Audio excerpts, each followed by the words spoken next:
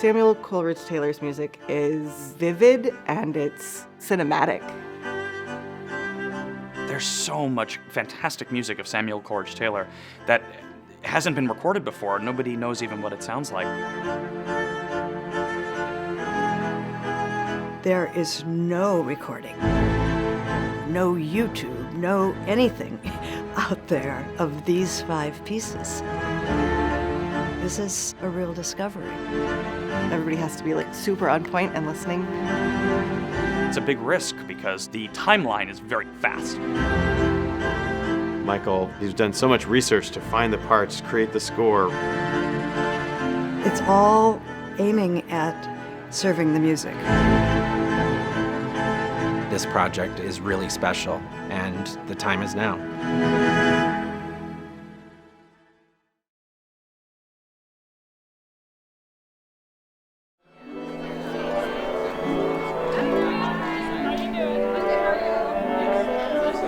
I'm deeply passionate about recording works that haven't been recorded before. And I just love Samuel Coleridge-Taylor. I have for years. And I knew that it's his 150th birthday in 2025. And I said, we should put together a recording project and record some of this music that hasn't been recorded before. I was thinking of the perfect partner for this project, and NatPhil came to mind instantly because, that fits in perfectly with their mission. As Samuel Coleridge-Taylor's popularity is gaining in the classical music space, we wanted to be one of the first organizations to present a good, solid recording and really elevate the works.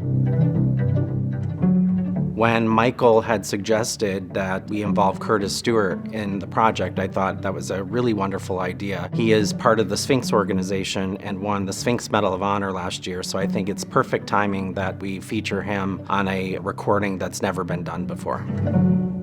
Curtis Stewart, he's really fun to work with.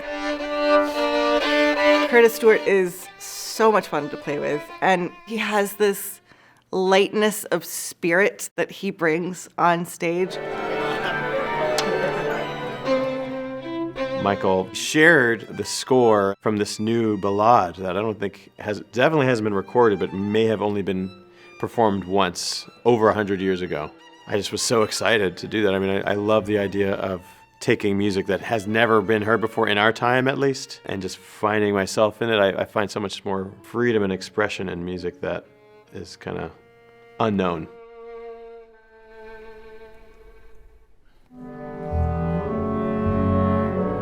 Samuel Coleridge-Taylor said what Brahms has done for the Hungarian folk music, what Dvorak has done for the Bohemian, what Grieg has done for the Norwegian, I want to do for what he called the 24 Negro Melodies. He wanted them to have a life.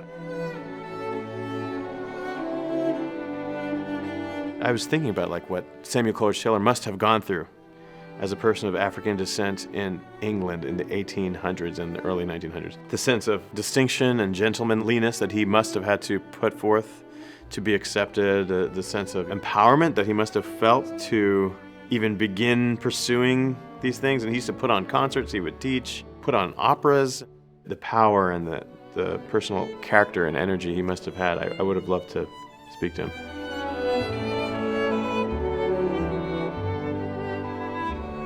When he was alive, he was regarded as one of the greatest living composers, but he's not played nearly enough relative to his stature and his abilities. I just encourage people to hear the music for what it is.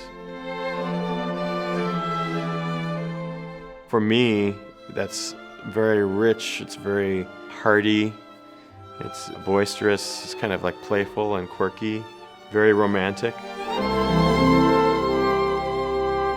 To have music that's that good and makes you really feel something, I think it can reach really anybody, and anybody will have this sense of nostalgia with his music.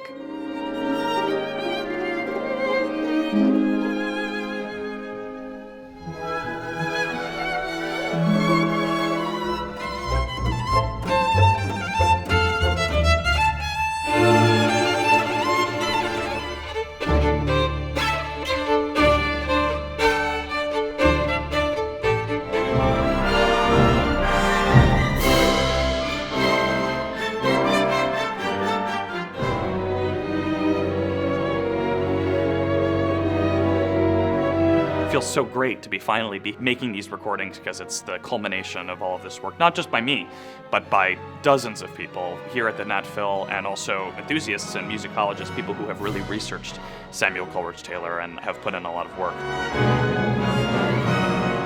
Hopefully this gets the music of Samuel Coleridge-Taylor out there. It's so far past time for us to be doing this work and for us to be hearing this music and playing this music and letting it affect our communities and reach us. I really want the world to know all about this music. I'm hoping that this recording will put these pieces into the repertoire. That's what I hope that this record comes to, and so, happy birthday, Samuel Coleridge-Taylor. I hope that we did you proud.